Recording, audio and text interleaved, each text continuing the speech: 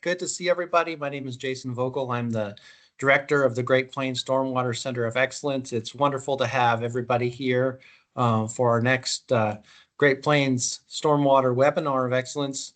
This month we have Dr. Andy Erickson and Dr. Jamie Houle from Andy's from the University of Minnesota, Jamie's from the University of New Hampshire, and they're co-directors of the Cold Climate Stormwater Center of Excellence, two of the 4 Stormwater Centers of Excellence funded by the EPA recently. And so with that, I'm going to turn it over to Jamie and Andy. Very good, Jason. Hopefully you can hear me, and thank you so much for having us. Sorry about the technical difficulties there. I don't know what's going on, but we're here and I'm happy to be here. I'm going to start us off and talk a little bit very briefly about the Cold Climate Stormwater Center, and then we'll dive into these innovative stormwater policy pieces. As Dr. Vogel said, we are co-directors for the Cold Climate Stormwater Center of Excellence. And we're going to talk a bit today about innovative stormwater policies, both in Minnesota and in New England.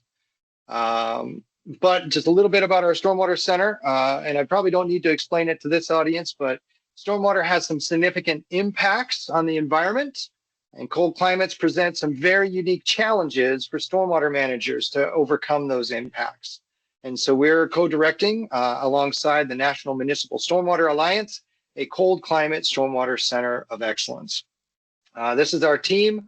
We have a very broad and diverse team of educators and researchers and engagement specialists to help us not only do research and discover new pathways and learning, but then also deliver that information out to the stormwater practitioners and the stormwater audience. We are specifically targeting stormwater practitioners in municipalities, at state agencies, private consulting firms, and nonprofits, as well as other agencies that are all part of the stormwater practitioner world. We are going to do research, as I said, technical assistance, where we're delivering that research and that information out to the communities, and then we're going to collaborate. Just very briefly, our first initial research areas are going to cover bioretention media, mostly because we see excess release of phosphorus and nitrogen from many of our common bioretention designs. We've seen in cold climates that that's exacerbated by road salt. So we are looking at innovative media and new design materials that we can use that will support all the positive benefits of bioretention media without some of those negative consequences. Because we're a cold climate center, we're also going to focus heavily on salt training. There are a few salt training programs around the cold climate region. We're going to look at those, see what's been most successful, see what lessons they've learned. We want to quantify some of those successes, and then we want to take that information and translate it out to other locations. Not only make the existing programs more accessible, but also if other places want to start up new programs, how can they put their best foot forward when they start out and not repeat some of the mistakes that we've made in other programs.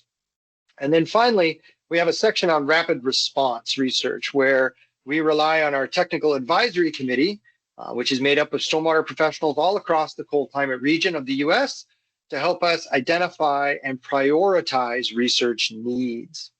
So that's what we're going to do in terms of research. For technical assistance, we're actually going to get this information out to the stormwater industry in a variety of ways.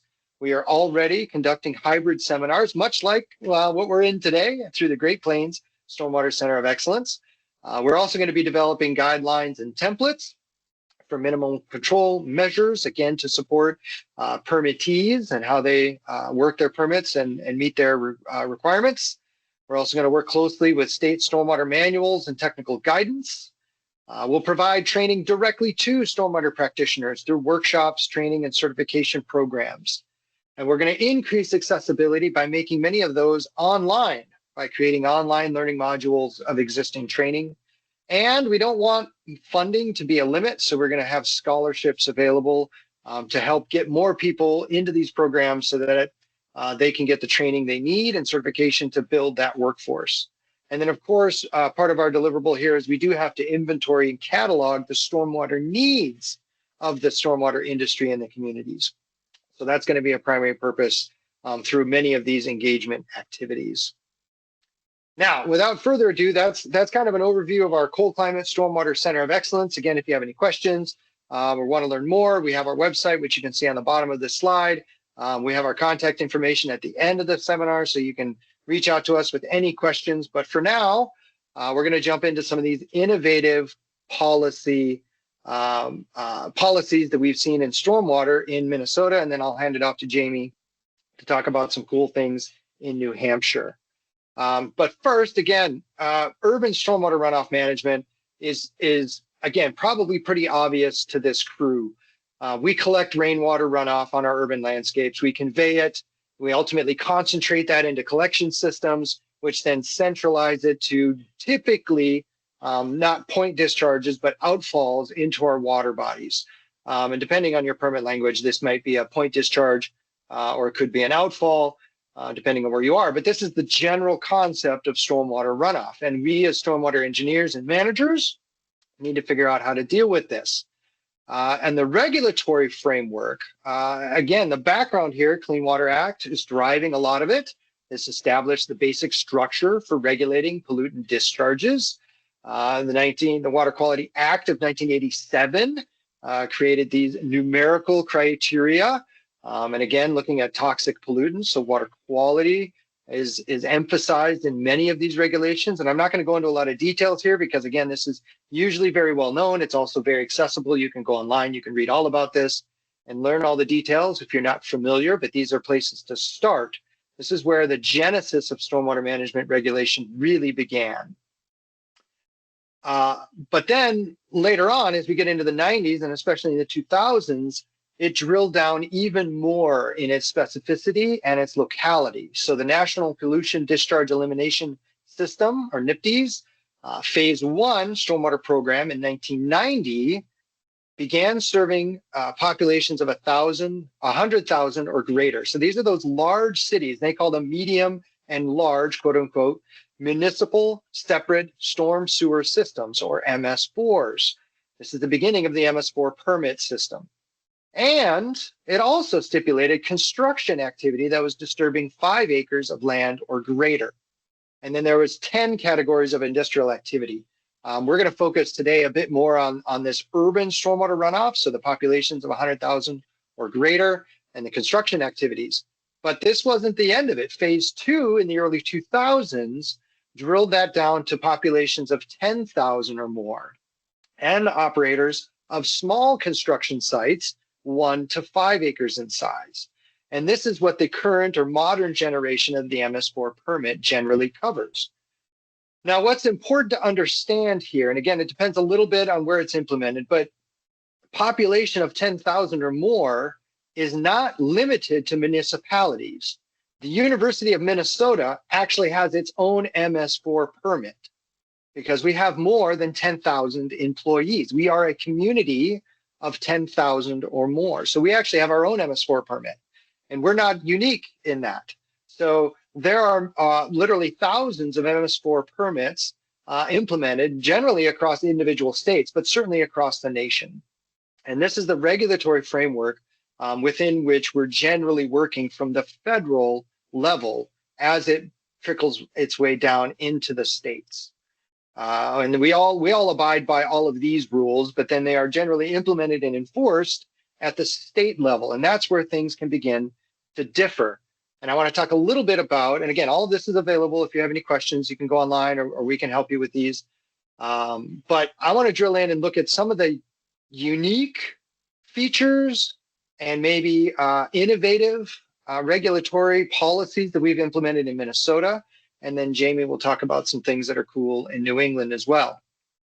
So something that's unique about Minnesota is in many places we see combined sewers, especially in the old large cities, places like Philadelphia, Chicago, but even places like Milwaukee and Wisconsin have combined sewers.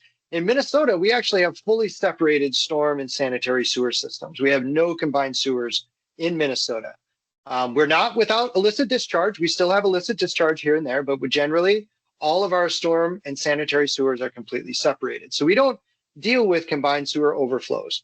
It's a different story in New England. In most places, and almost all places, there are federal, state, county, and municipal regulations. In Minnesota, and we're not totally unique, but we're fairly unique in that we also have watershed districts. I'm going to talk about that in a couple slides.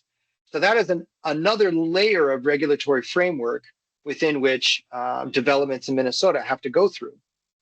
Now, if we think about the country as a whole, some places are very progressive in their stormwater regulations. Some are very stagnant.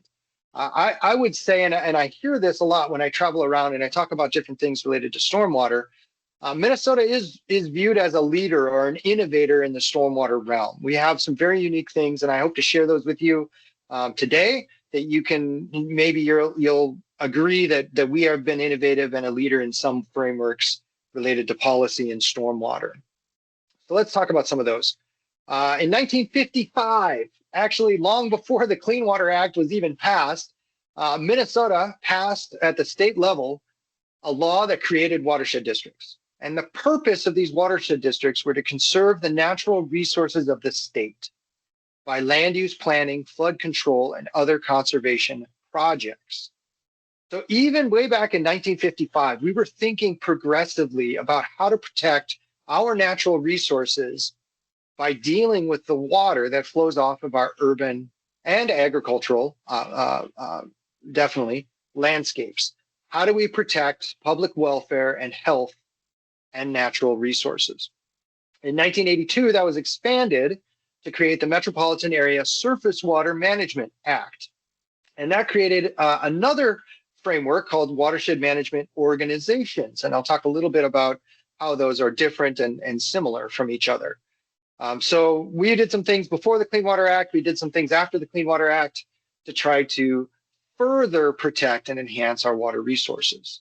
So what is a watershed district? A watershed district is a local government unit, or an LGU, that has the authority to manage and control water resources within a watershed. I'm going to show you a map here in a little bit. Their responsibilities include adopting rules. They can lead projects. They have staff and consultants. They actually can assess properties. They can accept grants, and they can acquire properties. So they actually can be landowners. They can have their own capital improvement projects, and they can actually put out grants to support local development as well. So these watershed districts actually have quite a bit of authority. And what's not shown here is, because this varies a little bit based on the watershed district and local regulation, et cetera, but many of these watershed districts have taxing authority.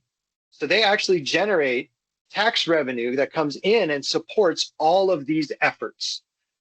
So many of them are pretty large and have pretty good budgets, and others are smaller, just based on the taxing framework through which they generate their funds. Here's a map of Minnesota watershed districts. Again, not all of Minnesota will have identified watershed districts, so they're not created throughout Minnesota. And even within the Twin Cities Metro that you can see in the lower left-hand corner, not all of the 7-county metro here has identified watershed districts.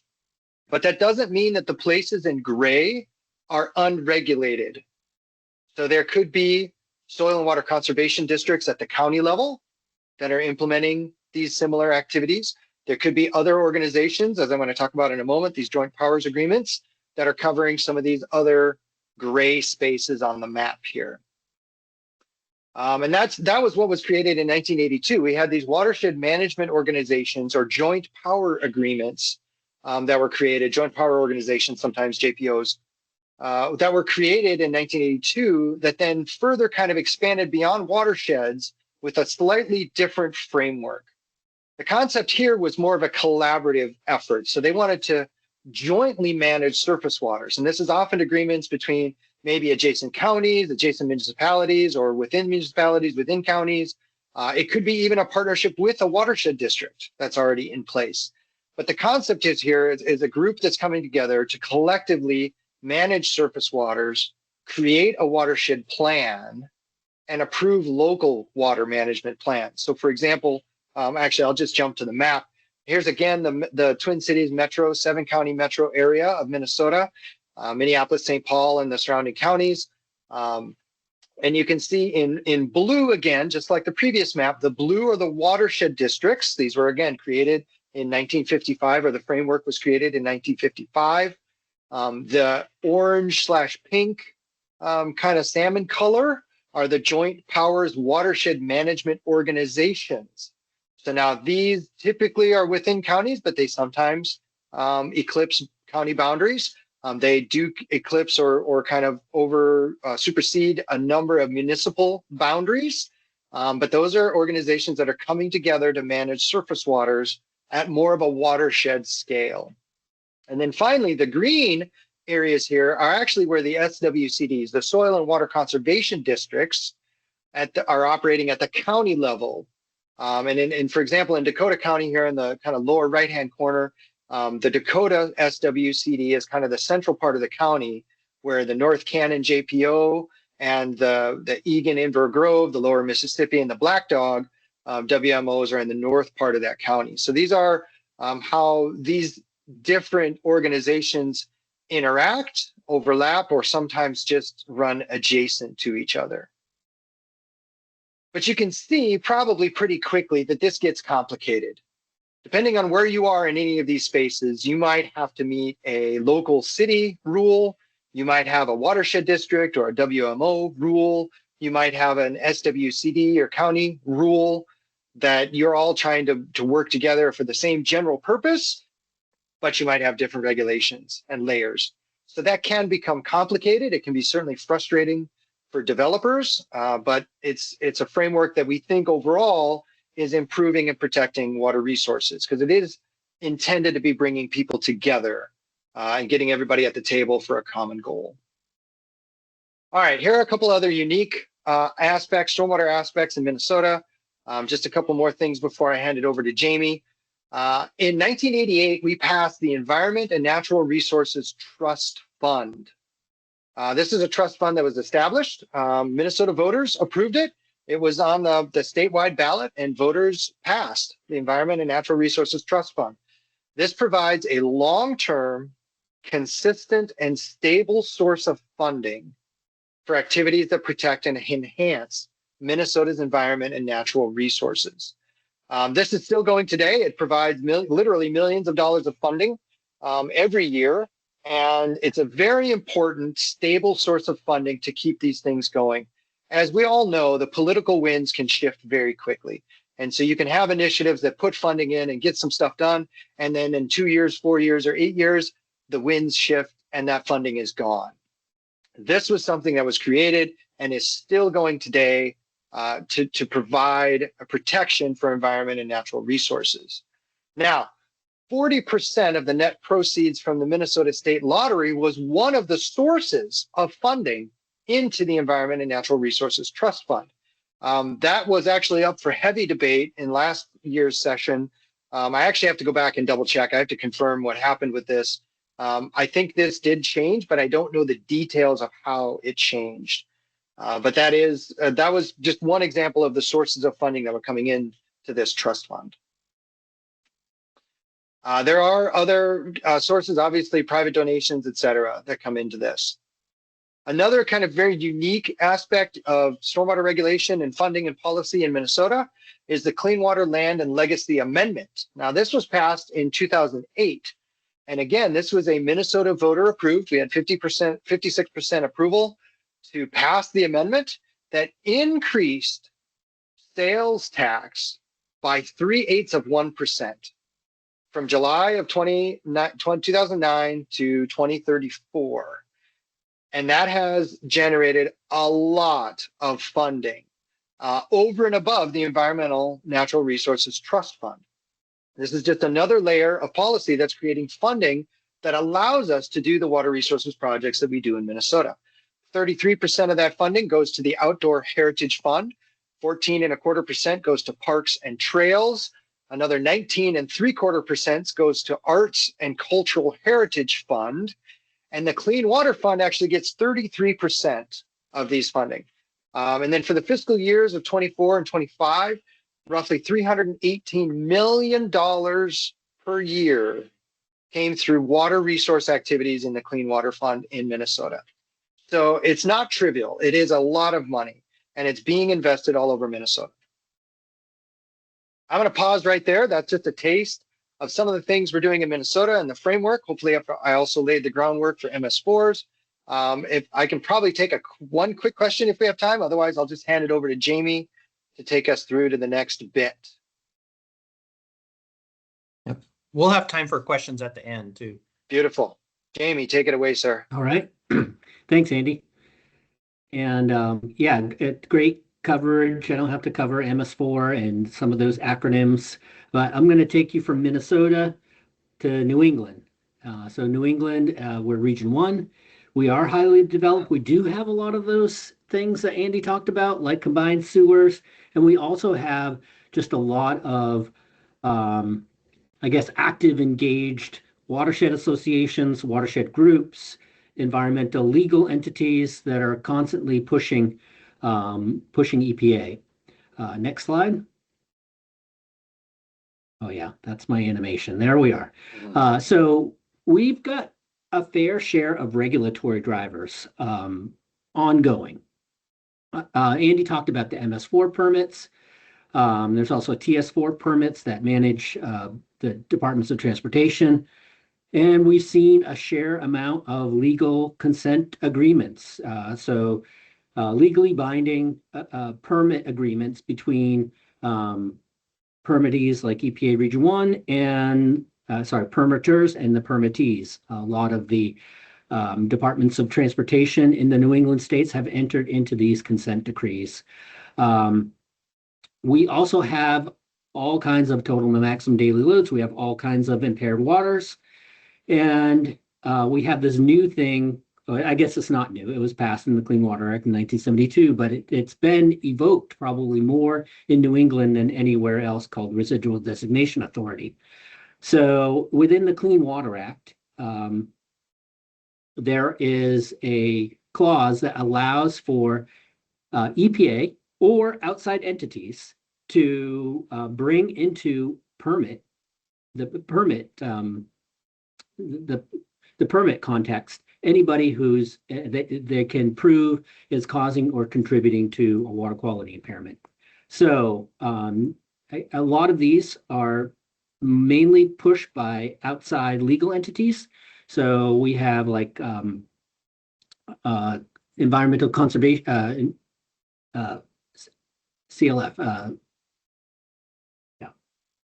but their acronym is escaping me right now. Conservation Law Foundation, sorry, have petitioned to EPA to bring a lot of impervious cover in commercial, institutional, and industrial areas into a new permit framework. So it was first done in Maine. So areas that had 3 acres or more of impervious cover were brought into a permit, and it was largely centered around a mall area in South Portland. It's also been done in Vermont around flow restoration. It's been done in Massachusetts now, and we have a draft permit out there for commercial, industrial, and institutional activities. So these are in Mass, it's areas that are over an acre are basically now deemed non-conforming and need to retrofit existing sites to come into modern compliance with the many of the state requirements or federal requirements. And then New Hampshire has a petition under review. So Rhode Island just passed one as well. So that's most of New England, barring Connecticut, and Connecticut's been kind of ahead of the curve. I'll also say that as a legal authority, a federal legal permitting authority, EPA Region 1 is very strong in that they manage a third of the permits in New England. So Massachusetts and New Hampshire are both what we call non-delegated. We don't have any, we didn't ask for or take the authority to regulate the Clean Water Act. The state didn't. So EPA regulates that for us. And that has kind of resulted in pretty advanced MS4 permits. So we probably have some of the more comprehensive permits in Mass and New Hampshire. Next slide. We do have some pretty innovative permits. So rather than going the TMDL route, in the Great Bay in New Hampshire, EPA initiated an adaptive management process, mainly because we have nitrogen issues in our estuary, and it's the largest area of population, fastest growing, and it is probably about 70% or so non-point source. The vast majority of that non-point source is mobilized by stormwater, and only about 30% of the problem is the wastewater treatment plant. So they combined these two permits in an adaptive process and are allowing some flexibility with respect to moving the wastewater treatment plants to the limits of technology, as long as they are implementing stormwater controls. So that's been an ongoing experiment. We just had our meeting for the first 5 years of that permit. So these are all the processes in the adaptive plan. If you go to the next slide, I can't comprehend that many numbers. I think in threes a lot, and really it's kind of build, measure, and adapt and improve. And I think this emphasis on implementation or building has really produced some gains, at least early on in the permit. We are prioritizing our implementation efforts, and obviously we are strapped for budget, and dollars are hard to come by, and so we're constantly looking for the biggest, most effective use of our limited dollars, and that's where that adaptation comes in. And I'll tell you a little bit about some of those innovations next before I wrap up. Next slide. A lot of the innovations really started because just like if you guys remember the San Francisco versus EPA, and that was with a like a point source discharge, right? But it sort of eroded the more narrative standards. So in permit language, in 2012, communities pushed back on EPA Region 1 that was writing our permits and asked them to do the same thing. So this is back in 2012. EPA was asked to get rid of narrative standards and tell us exactly what we should be doing. And so we came up with numeric requirements, and with respect to all structural and non-structural controls that could be implemented for stormwater, EPA developed a consistent framework for accrediting those. In turn, we started to develop templates and consistent tracking and accounting standards around these credits. And I would say that has been probably a really big improvement, because if you're not tracking things and you're not paying attention, then that's kind of just it. You're not really paying attention to what you're doing and trying to improve. So the fact that everybody has an eye on tracking and accounting, and everybody's tracking that over the years leads to, I think, some pretty major improvements. Next slide. So the way the credit is accounted for, so for non-structural controls, which I won't talk too much about here, there's some standards as well in our MS4 permit. But for the structural controls, we have performance curves, and these were developed by EPA with local data. A lot of our original 15 years of data went into calibration of these curves. And if you look at it, it's really moving us away from kind of a water quality volume sizing to a more numeric sizing. So on the x-axis here is what we call the physical storage capacity. I guess that could be much like the water quality volume. So it goes from 0 inches to 2 inches, and then you have removal efficiencies on the y-axis.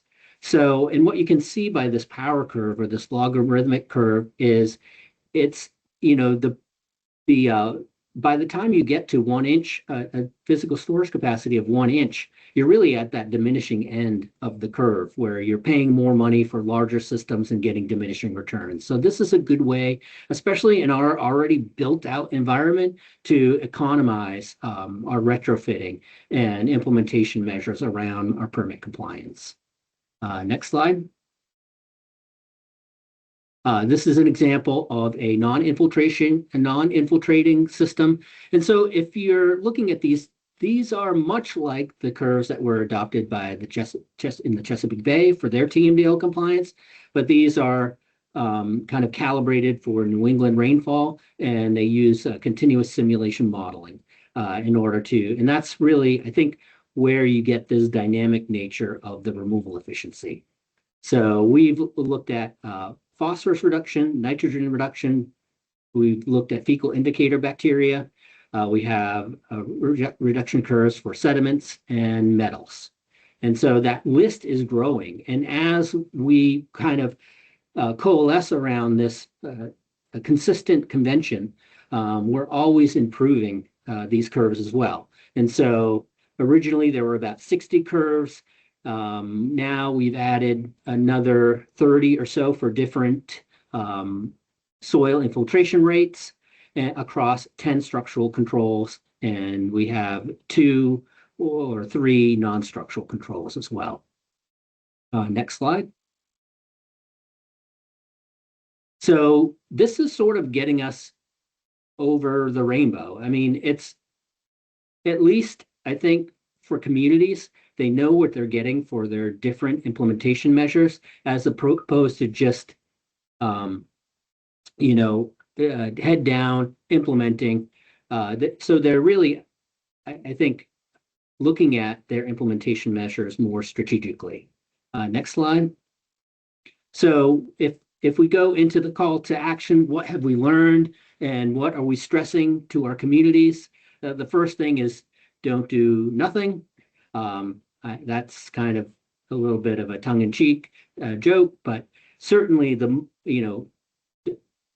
sitting on your hands is really not, I guess that it's something that is looked favorably upon by our federal permitters. Next slide. The other thing is we're looking at kind of hitting out of the park the low-cost options. Things like sweeping and catch basin cleaning. So sweeping, we started to hear about sweeping from Bill Selbig and the USGS in Wisconsin, and the benefits of a more measured approach, or the benefits of sweeping at certain times of the year, like fall. University of Minnesota has also promoted this, and we're in turn promoting this in New Hampshire as a really cheap, innovative way to remove nutrients, both phosphorus and nitrogen. So there's a lot of information on that.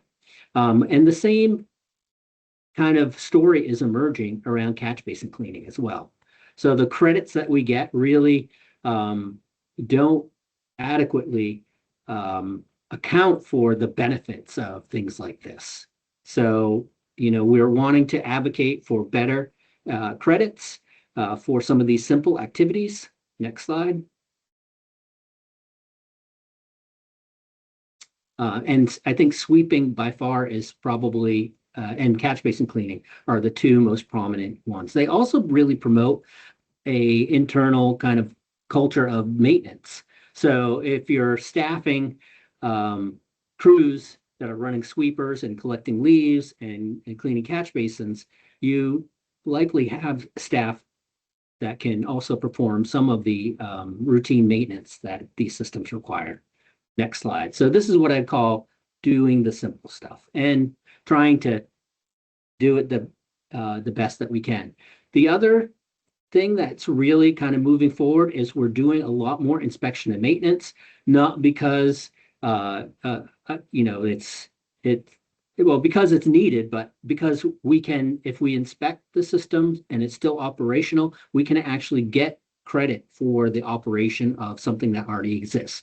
So this is by far, hands down, the best way to build nitrogen and phosphorus reduction credits, is to go and simply inspect existing structural controls, ensure that they're operational, and then we can put them into our accounting metrics. Next slide. It's also great for, just again, keeping up that culture of maintenance and making sure our existing assets are functioning in the environment. So this is a couple of studies. We worked with the city of Portsmouth, with a bunch of students, just getting their existing controls into our database. And again, by far, this is something that we don't want communities to overlook. Not only do you get out there, make sure your existing assets are operational, but it's a very cheap way to get nutrient reduction credits. Next slide. Then we also started looking at retrofit. So at the Stormwater Symposium, the Minnesota Stormwater Conference, Bill Hunt talked maybe a year ago about retrofitting existing structures, turning wet ponds or dry ponds into more like wetland functions by just doing simple alterations of the outlet structure. So this is something that we're doing too in New Hampshire. We're taking existing structures like wet ponds and dry ponds, and we're turning them into kind of functional wetlands. Next slide. So this is an example of a project that we just did at a middle school in Dover. And again, when we start to look at the net load reduction, because we have consistent ways of tracking and accounting this, we see that this is, again, a very, very cheap option as far as going after nutrient controls. You don't have to build big, expensive systems. All you have to do is go in and retrofit some of your existing structures after you ensure that they're operational. Next slide. So again, when we look at the dollars spent, this particular project cost right around $2,500. And when we look at the dollars per pound removed, I mean, you're not going to see this in the literature, when we're talking about new structural controls. So things like $796 per pound of phosphorus removed, that's the added benefit that we got from this simple retrofit. It's really, really compelling. So compare or contrast that to something anywhere between $30,000 to probably $100,000 per pound removed for a new structural control. So again, we've got probably about a decade of this type of work to really do before we start getting into more and more costly measures. And we kind of are coming across this just because we're keeping an eye on it. Next slide. The last thing I'll say is, and this I think is a really good one, is impervious cover disconnection. So if you're doing simple modeling of your watershed areas, you're always looking for directly connected impervious cover, right? That represents the manageable load. And a lot of times, historically, we've used factors like Sutherland equations to estimate what is directly connected from an existing watershed. And that just kind of arbitrarily takes things off of your palette when you're doing large modeling studies. In Region 1, we have developed impervious cover disconnection curves based on impervious area to pervious area ratios. And so now if I need to retrofit my municipal my municipal properties, I can actually take credit for that the impervious cover that's not directly connected. And additionally, maybe I can enhance some areas. Maybe over time there's been a buildup of a grass kind of strip along the side that's blocking flow. Maybe through simple regrading, I can enhance that strip. Maybe I can implement some other simple measures that can help enhance impervious cover disconnection. The story here is we can actually account for and take credit for those areas that are not directly connected. So we're not just tossing them out, we're actually accounting for them with simple kind of watershed walks. And next slide, I think that might be it. Yeah, so I just wanted to highlight that, keeping an eye on things have led to some of these really low-hanging fruit that we're looking in the next 5 years to really kind of dig our heels in and continue to promote.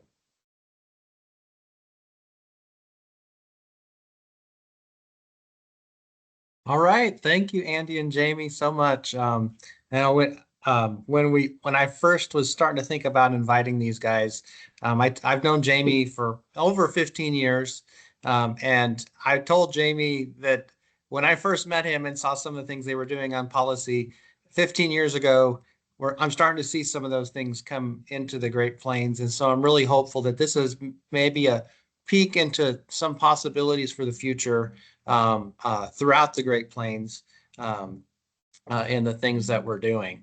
So anybody have any questions?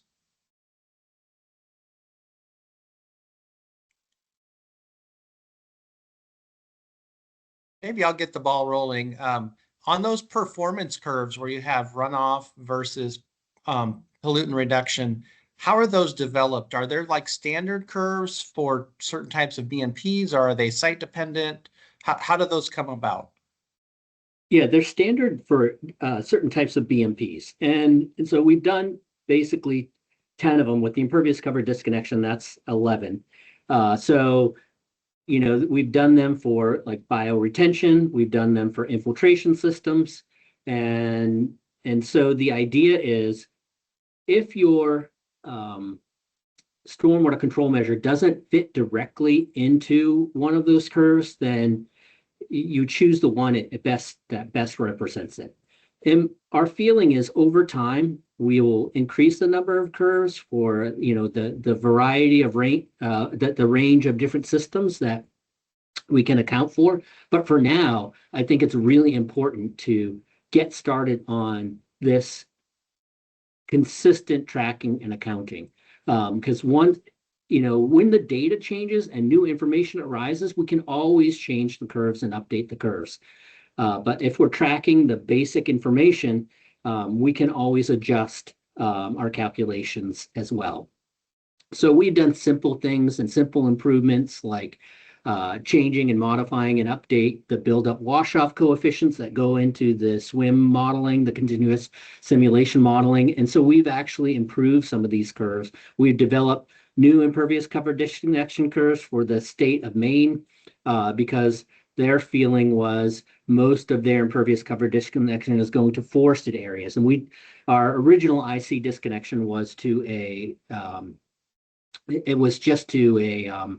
like a vegetated area, right? An undeveloped area, not to a forest. So we were able to model those.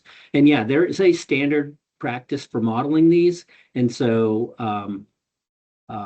we can consistently update them and add them to our toolbox.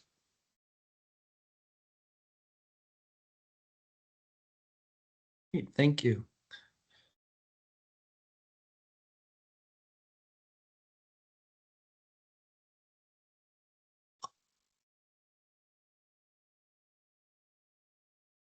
Okay, so there's a couple questions just popped in. First, from Nitu, which stormwater control systems have been most effective for flood management in cold regions, and how well do they perform during high intensity rainfall or snowmelt events when the systems may become saturated?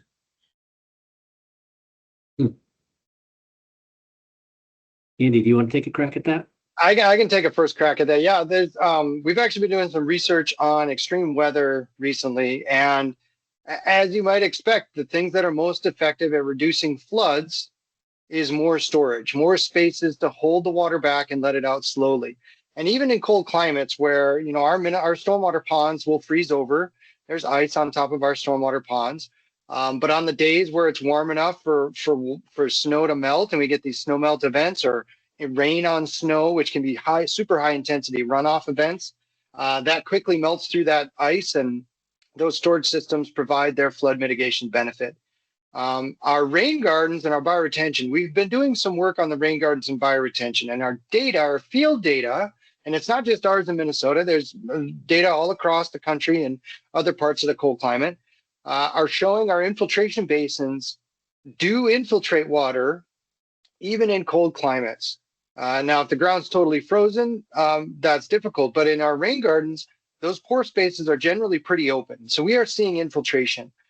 We also see more flood mitigation out of our bioretention, green infrastructure, and rain gardens than what our modeling suggests.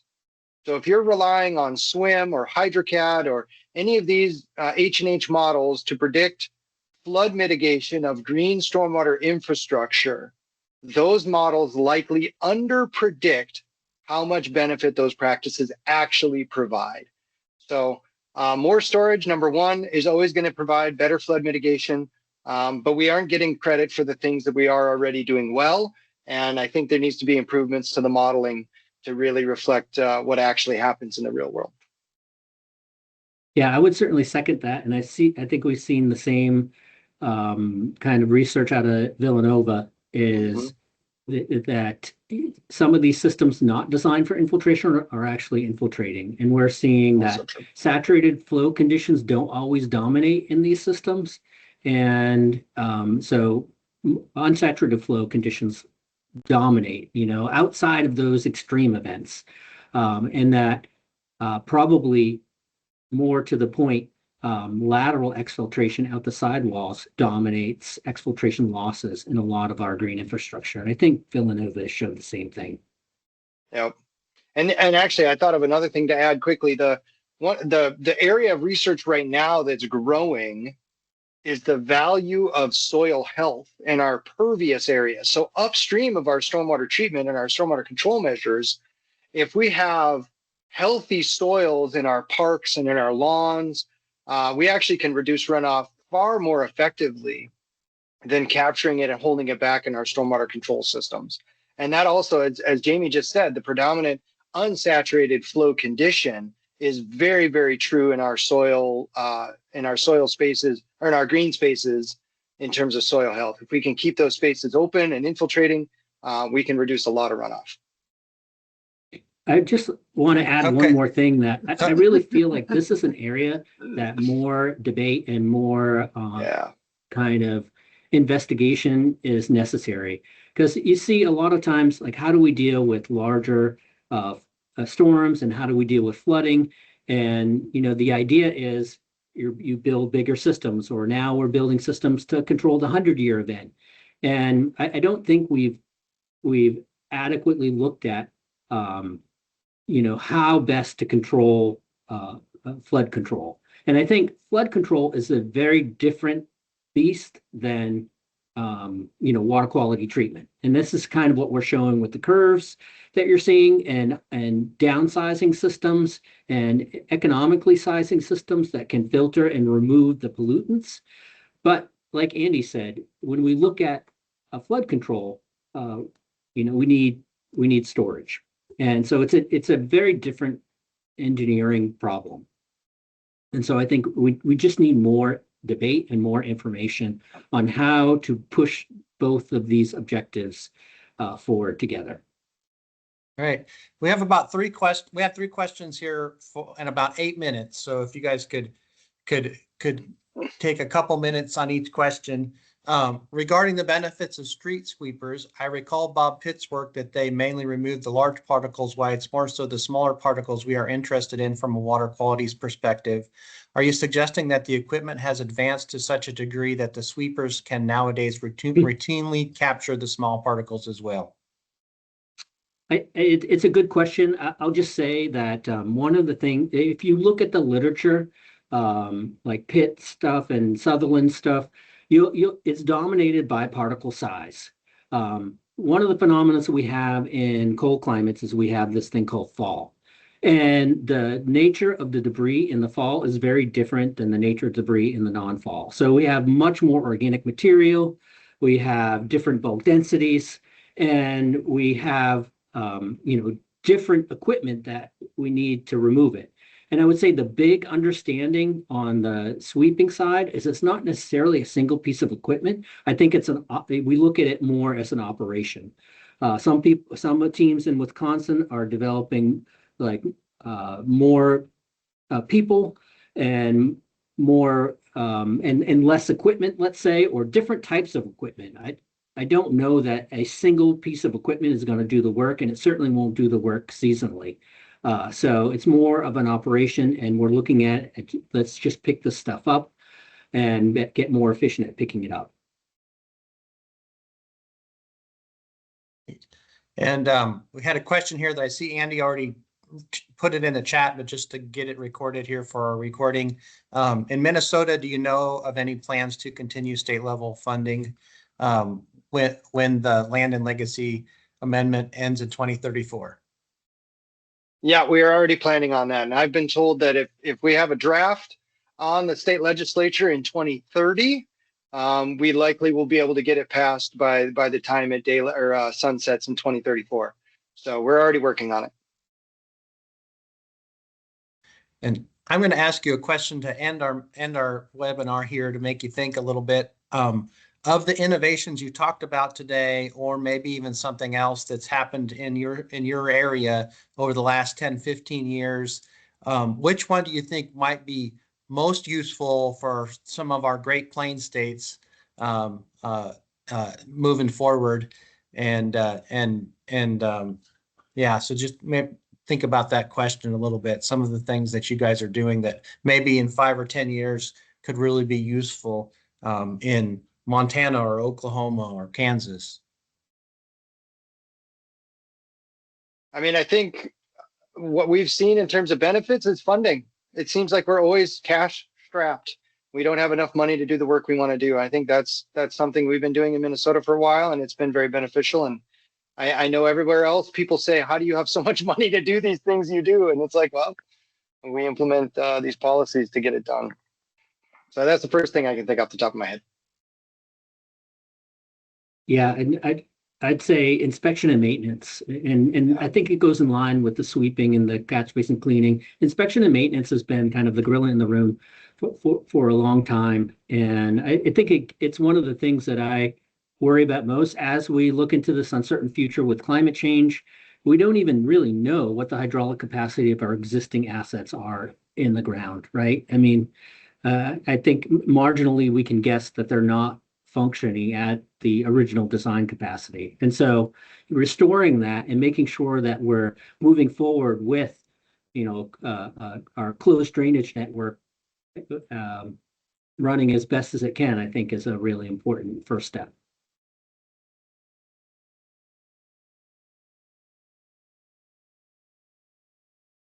Okay, we have a couple minutes, but if not, we'll end. Is there any last minute questions for Dr. Houle or Dr. Erickson? If not, thank you guys so much. We really appreciate you joining us today.